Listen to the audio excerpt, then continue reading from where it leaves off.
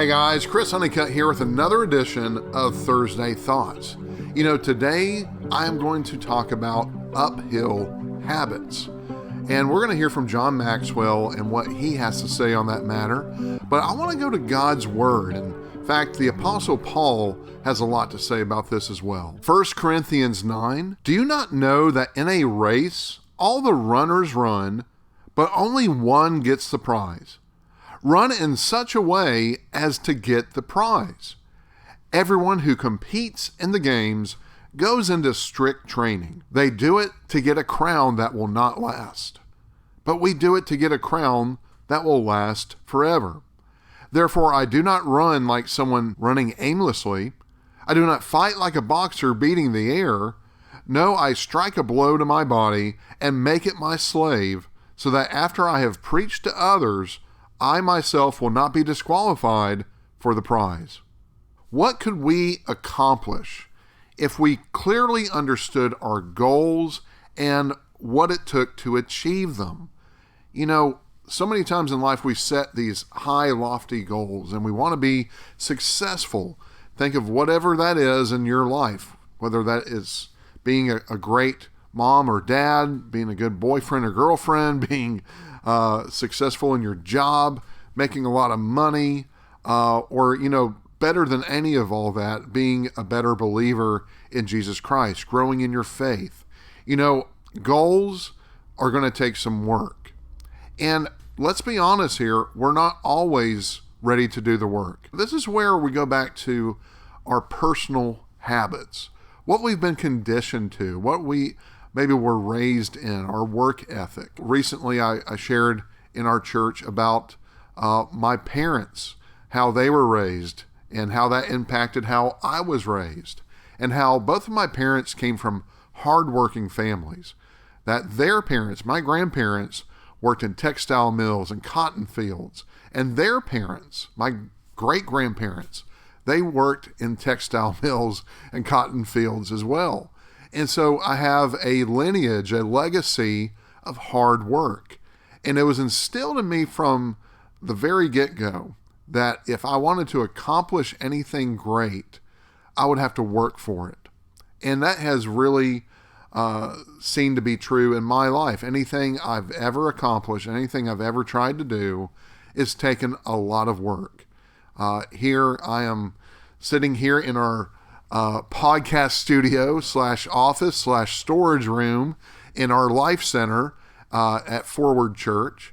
And I can think of when we were first starting out, we were a mobile church, a mobile setup.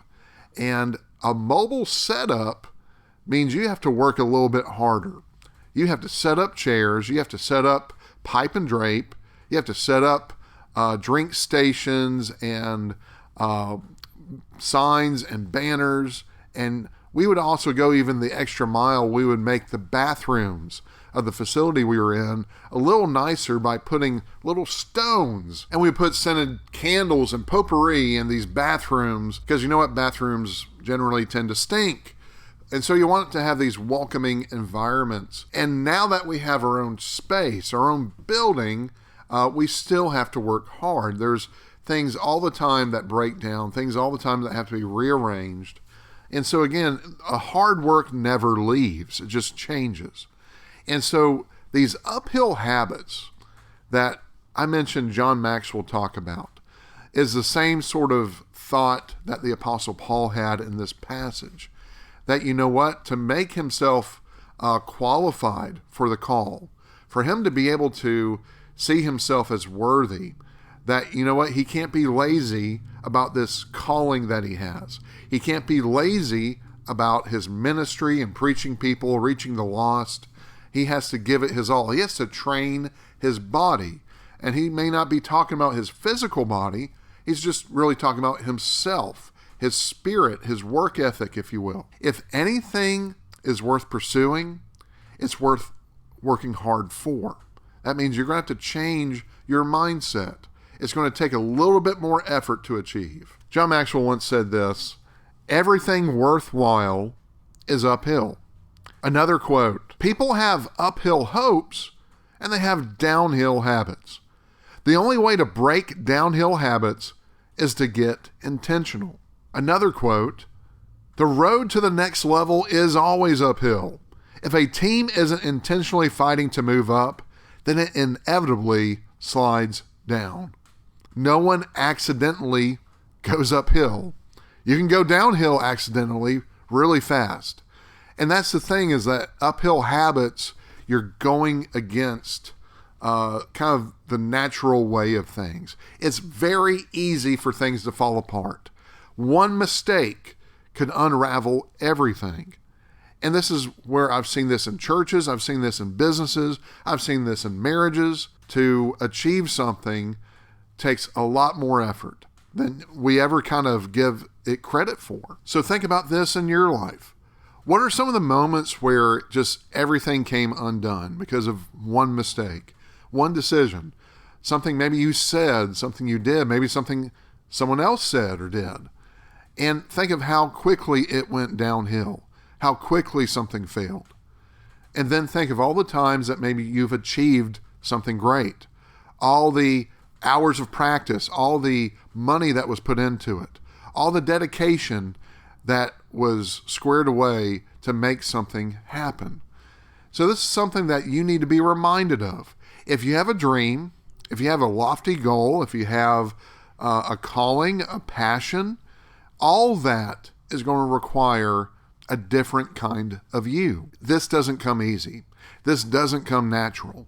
That discipline, hard work, all that has to be instilled. I can think back to when I was growing up, and I remember cleaning my house all Saturday morning long, vacuuming, doing dishes, dusting.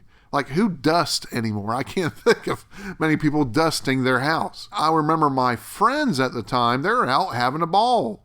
They're out there riding their bikes. They're out there playing Nerf football. They're shooting basketball. They're playing Nintendo. And they would ask me to come over. I said, not until my chores are done. Sorry, guys. Later on, it became pulling weeds out of gardens, watering plants, cutting the grass. And so my parents instilled a hard work ethic from the very start. And we compare that to the times we're in today, where everything is more convenient. Everything seems to come a lot easier.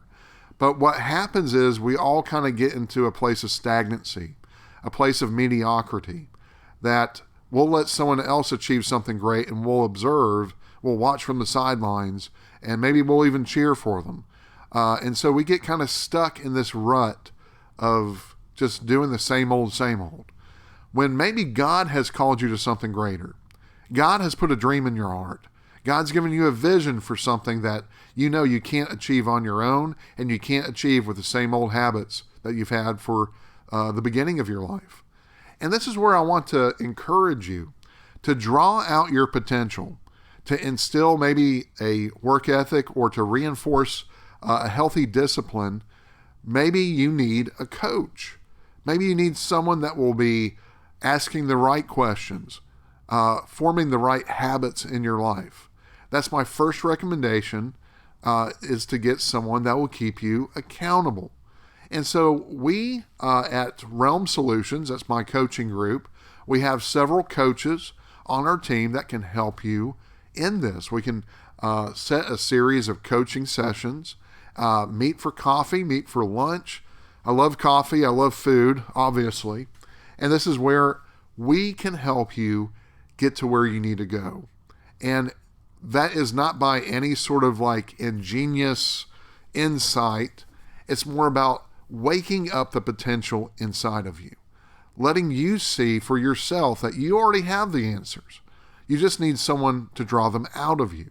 And the same is true with a work ethic, that you know what you should be doing, but maybe you need that reinforcement. The Kentucky Derby was here recently, and you know what? Think of it where a jockey is on the back of this gigantic beast. How does this gigantic beast stay in their lane? How does this gigantic beast just run full force from the very get-go? Because that jockey has the reins trying to guide it, steer it, and they've also been training these horses all their life just to do one thing, not just to look pretty and be strong, but to run in a race. And that goes back to the Apostle Paul in this passage, that he's training himself to run a race. He's making sure he's strong, making sure he's focused, and that's where you need to be. And so again, to reiterate, you need a coach for that. I have people in my life that speak into my life. They ask the right questions. They check in with me. And I would not be where I am today without coaching. And so it's kind of like a doctor. If you go to a doctor's office and the doctor is this slob, unhealthy looking guy or woman, it's where you would probably question whether or not you're at the right doctor. And the same is true in life. That you know what, you're not going to get a lot accomplished, and what you say and do is not going to be trusted if you're not following through on it yourself. So this is where I have coaching. I have mentors. I have people that speak into me and sometimes keep me accountable of the things I say and do. The other thing that I recommend, number 2, is this. You find a group of people that you can, one, pour into and invest in, and also that they would invest in you. So yes, you have that one coach, that one person that keeps you focused and accountable, but you also have a group of people that you're pouring into, that you're help drawing out their potential. It's because we are built for community. And you know what? I talk about this all the time in our church. The best environment for this is usually a church. But you know what? There's other ways of doing this. Right now in our church, we have a business networking group that's meeting in our student center.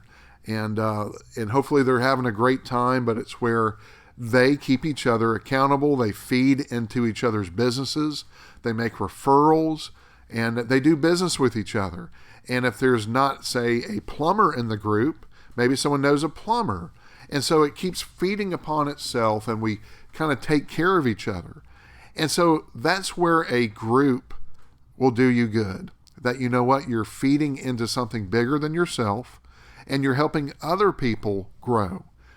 And third and final is this, is that find something that is a habit, a hobby, something like going to the gym, learning an instrument, where again, you have something parallel to the bigger thing in your life. When I say this, it's kind of like where if you learn how to play a guitar, how to play the piano, if you're going to the gym, you're having to practice. You're having to get into a routine. You're having to do things that you're not naturally accustomed to, because it takes a lot of effort, I know for me, to get to a gym. It takes a lot of effort for me to stick to a workout plan.